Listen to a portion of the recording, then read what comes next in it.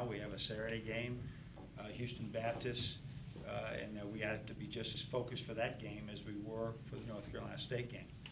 I did a little research last year after we lost New Jersey Tech, and 5 teams that won their Big Ten ACC Challenge lost a guarantee game that Saturday.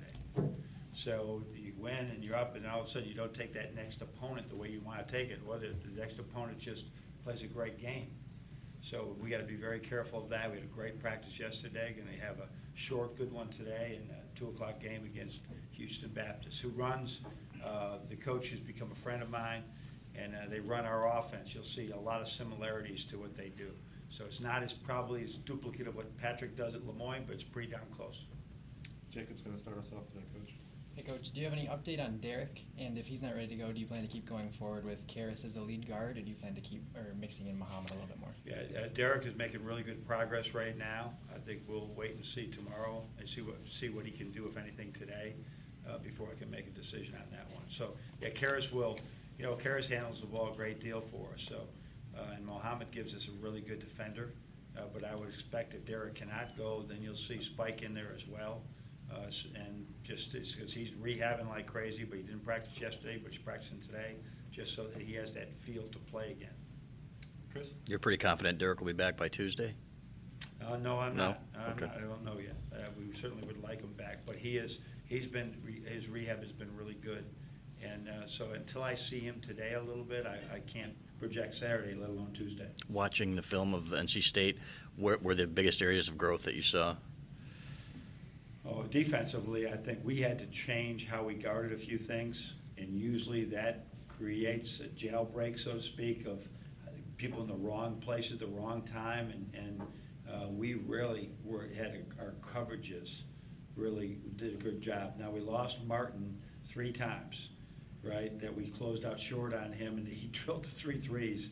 But other than that, I mean, we were really solid in what we did defensively, and it wasn't anything that was tricky. It was just being solid in your gap, solid on the ball, solid with your box outs until the second half they started making penetration, and that became an issue boxing out.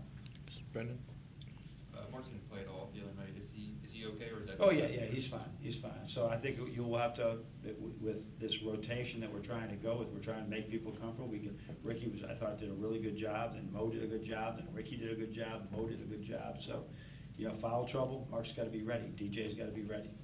These guys, with that trimmed down rotation, so obviously some guys have seen their minutes drop, Cam, DJ, Mark. These games like Houston Baptist and some of the guarantee games after that even, just how important are these for potentially those guys can get some time to make a break? I don't think I ever think of it that way.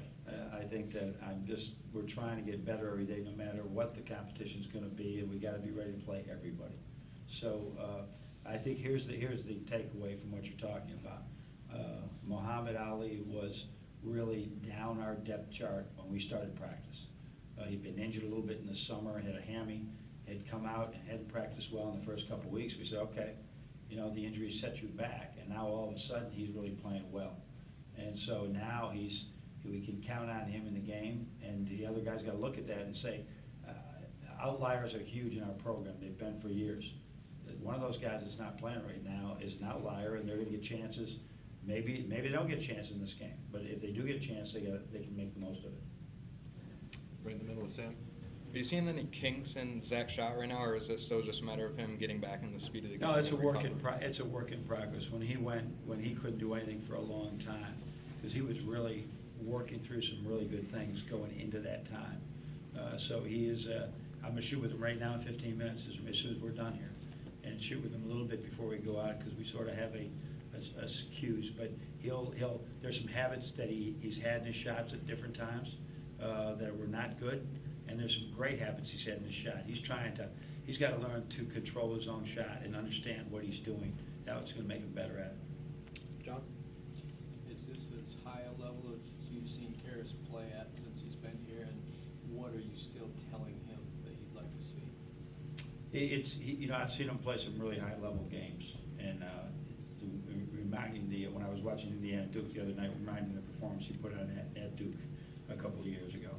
And so, yeah, he's done, I think he's playing as good as he's played. But you gotta be careful, we want the ball in his hands, but he can't carry the whole team. He's a really good passer, he's got to see the open man, and I think you saw that. I think they're all trusting Duncan a lot more. Wherever he is, they're looking for him, and they should. He's trusting Mo is gonna catch. He's threw some tough passes to Mo, and Mo just puts it in. So that's really, you're starting to learn, not everybody's the same, and you're starting to learn who he can throw what passes to. Right over here with Simon, Coach. Coach, after in the Bahamas, some foul trouble with 5 position, was that something that you stressed going into the NC State game and continue to talk about with those guys? Yeah, they have to understand the new rules in the post. You know, you can do this, you can't do this, you can't put your hands on them at any time in any way. And, you know, I pride myself in being a teacher. I haven't found a way yet to teach young players not to foul until it actually happens. You know, that's gonna be a foul in a game, son. Yeah, coach, I got it. All right, they foul in the game, so they have to learn. And I either got to teach it better, or it's the only way to do it. It's like, don't touch that plate, it's hot. And, you know, your child touches the plate. That's sometimes the best way they can learn. Mark? Taking on what you were talking about with Karras, is there a different mentality when he has to be the lead guard with the ball versus playing off the ball? I mean, you talk to him about going into it, like thinking about it differently? Well, it just happened, and we've had one practice since then, so I think that what I have to think about, okay, the stuff that we have drawn up for him, it's different what we have to do for the one man, and just some of our quick hitters. So now we have to talk to him about, okay, in these particular plays, here's what you should be looking for, but I want him, you know, Muhammad can do enough, and it's the beauty of the 2-guard front that we can trade some things. But it is different, Mark, it's never happened before, that he had to be the primary handler, and now we're trying to get things for him. It's back to, all right, what did we do for Trey Burke to get him open? So there's got to be, that's what we've drawn on. So Karras is more like Trey, I guess, than... Well, he's got to play the point guard right now. Right, I would say, right. yeah, he's going to play the point guard Like with a the scoring. primary ball handler, yeah, and score it, right? But that's where he has to sort of, during this time, where Derek is certainly a pass-first point guard, who we want to shoot more. Karras now would be more of a scoring point guard when he's at that position. Brendan? Rewatching the NC State game, it just seemed like the defense was a lot more contained. It seemed like there was kind of like less scrambling, I guess, than in some of the previous games. What has been the emphasis that has kind of prompted that change? Well, we guarded the ball screen a little bit differently in that one, and that we didn't put as much pressure on it. We tried to contain them, knowing that their point guard, their Barber, was not an outside shooter. We're, you know, the tough twos, make him shoot tough twos. So don't go chasing him around. He doesn't turn the ball over that much. He's ultra quick, to just stay between him and the basket more, as opposed to some of the normal techniques we use in ball screens or even screens away.